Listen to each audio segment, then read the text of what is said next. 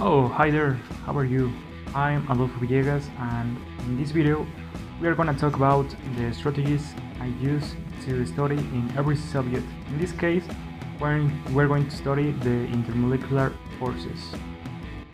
Okay, for this topic I use a comparative chart which helps you to organize all your information in subtopics, and it helps you to compare between two definitions or topics or subtopics, and in that way you can memorize the information easy, so you don't have any complications. I decided to make my comparative chart digital because you can use every software you want.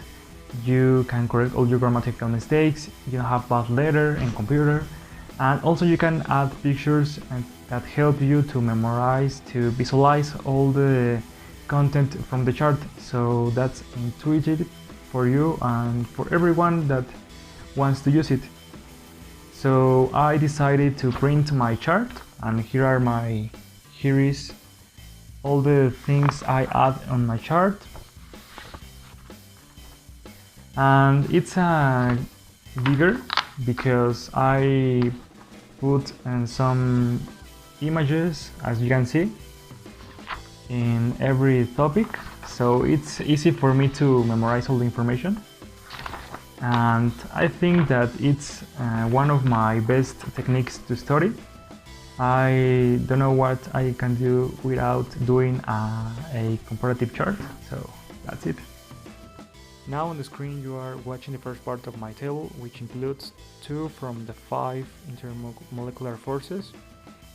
The first one is a dipole-dipole force, which occurs between polar molecules, and the atom with the highest electronegativity is going to attract the positive atom, so in that way the negative part is going to make an electronic cloud.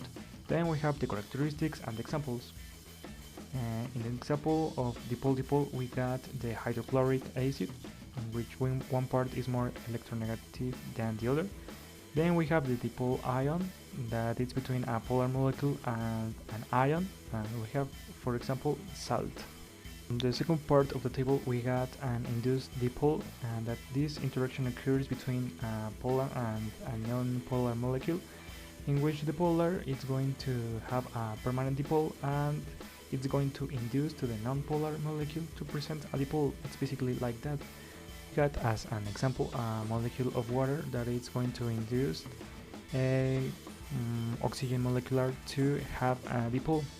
That's the interaction between a polar and a non-dipolar molecule. Then we have the dispersion forces, that these involve 2 forces, that it's the instant dipole and the induced dipole. It's between non-polar molecules, and one it's going to have an instant dipole that it's going to make into another molecule and induced dipole. And it's very complex to maybe assimilate, but it's that concept. And last but not least, we got the hydrogen bridge, that it's a type of dipole-dipole interaction, but it only occurs between hydrogen and some atoms that are more electronegative, like fluorine, oxygen and nitrogen, only with those atoms. And they present very strong forces, and the water is one of them. It's one of the most powerful forces, and it's because the hydrogen bridge. I want to give my opinion of the use of cognitive maps. I think they are very useful when you want to organize information, and they help you to store it, to memorize, to really learn things we see in the school, and it's very important for us to have that information organized in some cognitive map. In my case, that I like the comparative chart, but you can use any one of the multiple cognitive maps that exist, and they will help you a lot in the professional training of each of us.